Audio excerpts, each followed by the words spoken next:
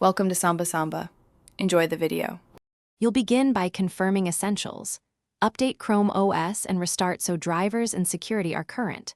Once done, make sure your Chromebook and Chromecast are on the same Wi-Fi network, either 4 GHz or 5 GHz, so devices discover each other. Now open Chrome or Quick Settings, click the Cast option, and wait for your Chromecast device name to appear. Selecting it is the first actionable step. This initiates discovery and handshakes the stream connection, so you can pick what to cast next. Next, decide what to cast and why. Choose Cast Tab for single-tab audio/video with lower latency, or Cast Desktop to mirror the whole screen including multiple windows. If casting a video, enable Tab Audio or Desktop Audio so sound streams to the TV. If you need local files, use Cast File and pick the media. For smoother playback, check Chrome's hardware acceleration and playback resolution. Lowering resolution reduces bandwidth use and can fix buffering on slower networks.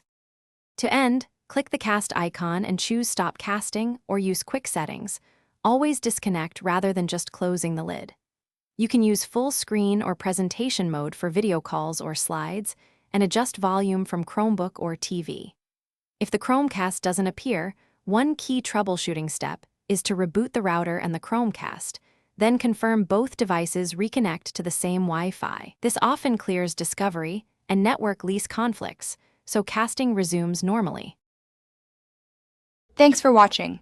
Consider subscribing if we helped you.